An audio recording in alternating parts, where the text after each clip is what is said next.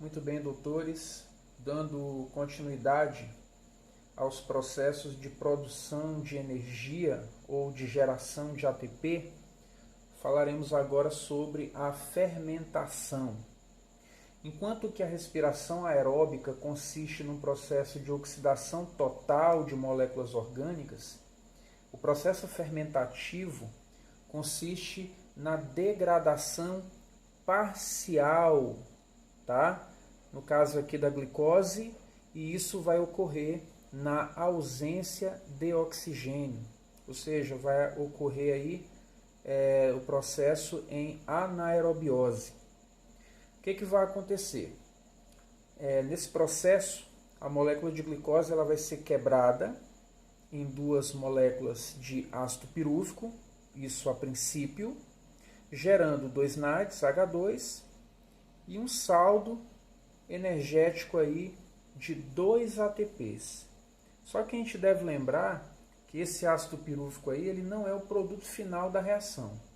Ele é um produto que nós dizemos aí que ele é intermediário, tá? Dependendo aí do micro-organismo que vai agir sobre o ácido pirúvico, a gente vai ter aí produtos finais diferentes, tá bom? E aí, dependendo do produto final formado, a gente vai ter um nome específico para a fermentação. Existem duas fermentações aí que são muito conhecidas e muito utilizadas no cotidiano. São elas a fermentação alcoólica e a fermentação lática. A fermentação alcoólica é realizada por fungos unicelulares que nós chamamos de leveduras. Esse processo é empregado para a produção de etanol a partir da cana-de-açúcar e também na produção de bebidas alcoólicas, ok? E a fermentação lática já vai ser realizada por bactérias, denominadas de lactobacilos, e esse processo é utilizado na indústria para a produção de derivados de leite. Por exemplo, processo de produção de queijos, iogurtes, coalhadas, se baseia na fermentação lática. Um detalhe interessante é que a fermentação lática ela também pode ser realizada por células musculares, tá? As nossas células musculares, quando elas são submetidas a uma condição de anaerobiose, elas deixam de respirar, ou seja, elas deixam de realizar respiração aeróbica e passam a fermentar.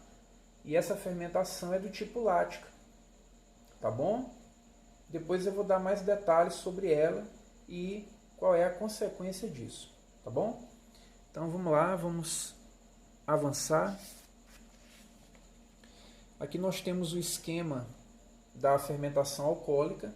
Você observa que ela tem como ponto de partida a glicose, tá? Você observa que essa glicose ela é quebrada em duas moléculas de ácido pirúvico, ou seja, até bem aqui nós temos o processo de glicólise, que é também a primeira etapa do processo de respiração aeróbica que nós vimos anteriormente, tudo bem?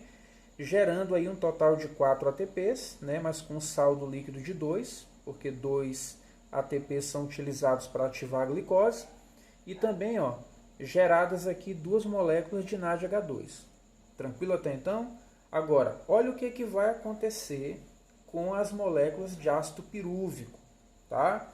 Sob a ação das leveduras, cada molécula de ácido pirúvico vai ser descarboxilada, tá bom? Ou seja, cada molécula de ácido pirúvico vai perder um carbono na forma de CO2. E quando isso acontecer, o ácido pirúvico vai ser transformado em aldeído acético, tá bom? Essa molécula também é chamada de etanal, lá na química orgânica, tudo bem? E o que vai acontecer agora com esse aldeído acético? Esse aldeído acético vai receber os hidrogênios provenientes do NADH2 formado, tá bom? Então, o NADH2 vai liberar esses hidrogênios e esses hidrogênios aí vão reduzir o aldeído acético de modo que ele será transformado em álcool etílico ou etanol. Tranquilo? Já deu para perceber por que o nome da fermentação é alcoólica? É alcoólica porque o produto final, o produto principal é o álcool etílico, tá bom? Além do álcool etílico, é claro que também foram produzidas moléculas de CO2. E no Enem do ano de 2012 caiu uma questão sobre isso. Esse processo de fermentação alcoólica, ele é empregado na fabricação de pães. Não sei se você sabia disso. E o que faz a massa do pão crescer, o que faz a massa do pão inchar durante o processo, é justamente o CO2 que é liberado.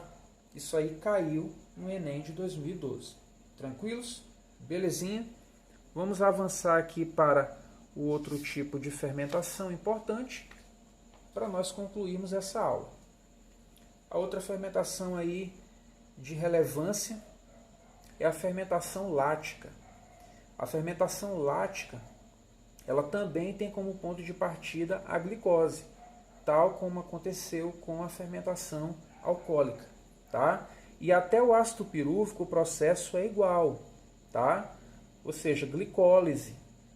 Molécula de glicose é quebrada em duas de ácido pirúvico, gerando 4 ATPs, duas moléculas de NADH2, da mesma maneira, tá bom?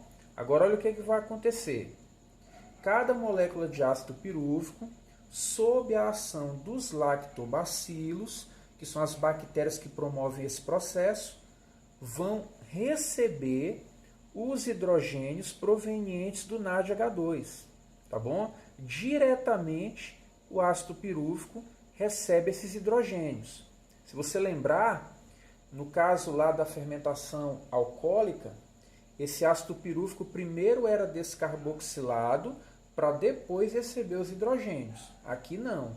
O ácido pirúvico diretamente já recebe os hidrogênios provenientes do NADH2 e como resultado aqui a gente vai ter moléculas de ácido lático. Tranquilo? Já deu para perceber aí novamente porque que o nome da fermentação é lática? É porque o principal produto formado aí é chamado de ácido lático. Tranquilo? Quando isso aqui ocorre na nossa musculatura, o que acontece como consequência?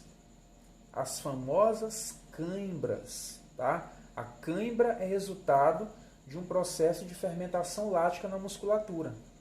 O ácido lático gerado, ele vai promover, né, aquele processo doloroso que caracteriza as cãibras. Eu já senti várias vezes isso quando eu era atleta. Acredito que você também aí, ao ter jogado uma bolinha, né, já deve ter sentido isso também. Tranquilos? A aula foi tranquila? Deu para assimilar? Então, doutores, fiquem com Deus aí, um abração e até a nossa próxima aula.